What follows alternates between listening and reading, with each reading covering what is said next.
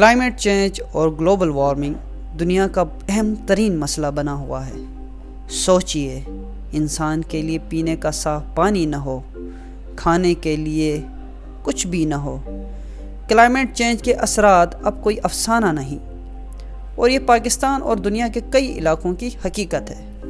Climate change کی بات ہو تو یہ ایسا لگتا ہے یہ کسی اور کا مسئلہ ہے اور ہماری زندگی سے بہت دور کہیں ہو رہا ہے۔ خود پاکستان میں کلائمیٹ چینج لوگوں کی پوری زندگیاں بدل کر رکھ چکا ہے۔ جہاں دنیا میں بہت سے ممالک اس کی تبدیلی کا شکار ہو رہے ہیں، اسی کے ساتھ ساتھ پاکستان بھی کلائمیٹ چینج کے ایفیکٹ کا شکار ہو رہا ہے۔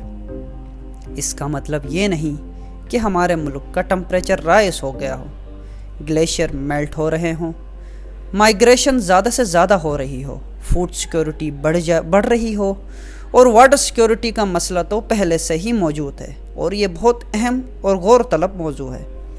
یہ ایک ایسا ایشو ہے جو کلائمیٹ چینج کی وجہ سے وقوع پذیر ہو رہا ہے۔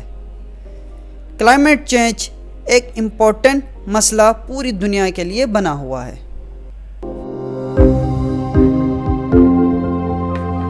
کلائمیٹ چینج کا پہلے جب بات ہوتی تھی یہ لگتا تھا ہمیں کہ ہم کسی اور دنیا کی بات کریں، لیکن کلائمیٹ چینج آج کل ہماری سوسائٹی کا ایک بہت میجر ایشو ہے۔ کلائمیٹ چینج انڈسٹریلائزیشن کی وجہ سے زیادہ ہوتا جا رہا ہے، پاپولیشن زیادہ ہوتی جا رہی ہے، جس کی وجہ سے آپ کو ڈیفورسٹیشن کرنی پڑتی ہے، اور الٹیمیٹلی جب پاپولیشن زیادہ ہوگی، گرمی زیادہ ہوتی، لوگ اے سی وغیرہ یوز کرتے ہیں تو کاربن مونو آکسائڈ بھی جو ہے وہ افیکٹ کرتی ہے کلائمیٹ کو۔ اور یہ سب جو چیزیں ہیں، گاڑیوں کا زیادہ یوز ہونا، ڈیفورسٹیشن، انڈسٹریلائزیشن، پاپولیشن کا زیادہ انکریز ہونا، اس کی وجہ سے کلائمیٹ چینج ہو رہا ہے، جس کے افیکٹ آپ نے پچھلے دنوں دیکھا ہے کہ جو گلیشیئر بلاسٹ ہوا ہے اس سے بہت زیادہ تباہی ہوئی ہے۔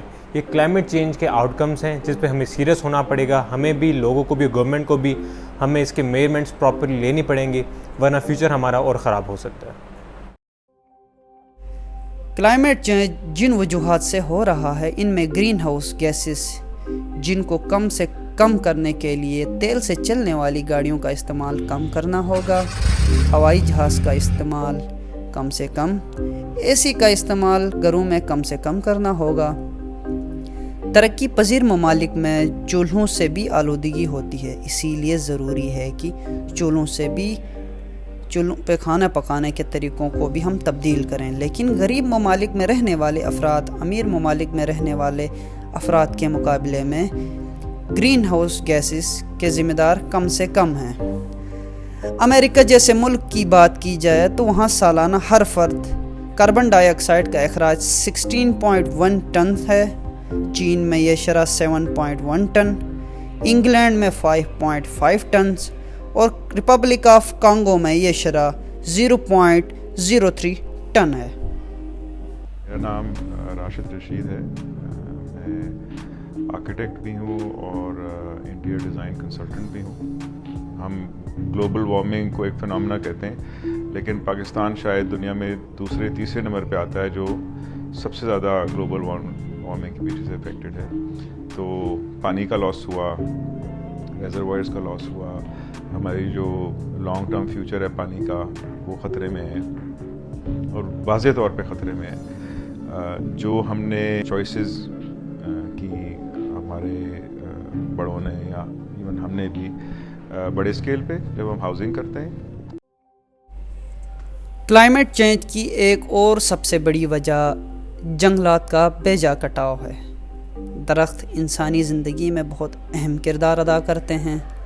درختوں کی ہی وجہ سے زمین کا ٹمپریچر برابر رہتا ہے۔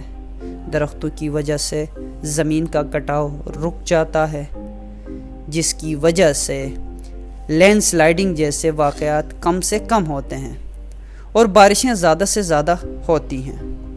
تو ہمیں زیادہ سے زیادہ درخت لگانے چاہیے اور درختوں کے کٹاؤ کے لیے روک تھام اور اس پہ کڑی سے کڑی پالیسیز بنانے کی ضرورت ہے۔ کلائمیٹ چینج کی اگر مزید ہم تفصیلات پہ غور کریں تو global climate risk index annual report کے مطابق، جو 1999 سے 2020 کا ڈیٹا جنہوں نے اکٹھا کیا ہے، اس کے مطابق پاکستان میں 9,988 اموات ہو چکی ہیں، $3.8 بلین کا نقصان ہو چکا ہے، اور پاکستان میں ایکسٹریم ویدر جو ایونٹ ہوئے ہیں وہ 152 ہیں. اور اگر ہم گلوبلی اگر کلائمیٹ چینج کی جو ہم ایک پوری ایک ترتیب دیتے ہیں تو پاکستان اس میں 5ویں نمبر پہ فال کرتا ہے. تو یہ مطلب ایک ہمارے لیے غور طلب اور امپورٹنٹ ٹاپک بن چکا ہے کلائمیٹ چینج والا. تو حکومت کو چاہیے کہ اس پہ غور کرے اور کلائمیٹ چینج کے ایفیکٹس کو کم سے کم کرنے کے لیے اس پہ اپنا موقف دے اور واضح کام کرے. شکریہ.